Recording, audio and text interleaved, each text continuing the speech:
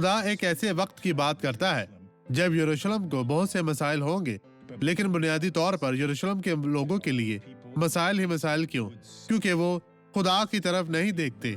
इनका फलसफा कुछ यूं था, चलो खाते पीते हैं क्योंकि कल हम वाकई मर जाएंगे।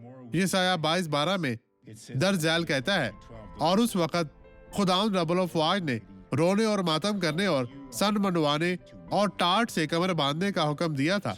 मुकम्मल जिल्लत ये इसके लिए क्यों है? क्योंकि उन्होंने खुदा की तलाश नहीं की। इस शख्स ने खुदा को नहीं ढूंढा और जिल्लत पाए। देखे ऐसा क्यों था? अब इस शख्स की गवाही देखे और बरकत पाए। देखे कि खुदावंद ने इसके लिए क्या किया। ये खूबसूरत चीज को देखे लोगों। मैंने इसे दिखाया था।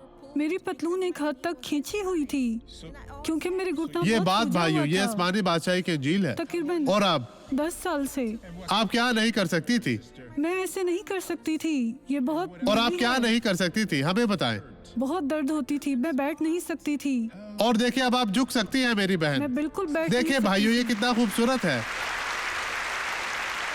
इसे देखिए भाइयों, ये इस तरह है भाइयों। ये आसमानी बादशाही की अंजील है लोगों।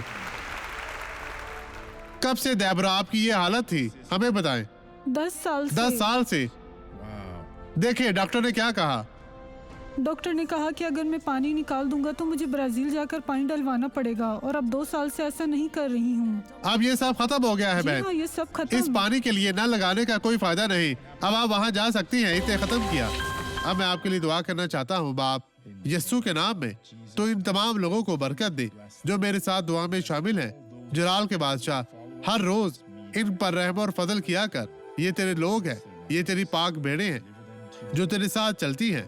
प्यारे खुदावंद यीशु नासरी, मैं इनकी जिंदगी में मौजूद हर तरह की बदी मुश्किल परेशानी को तेरे जिंदा पाक जलाली नाम में खत्म करता हूँ। मैं इन्हें कबूल नहीं करता। चली जा, गायब हो जा यस्सु के नाम में। और आप कहें खुदावंद तेरा शुक्र, तेरी तारीफ हो और आमीन। मसीह में बरकत पाए।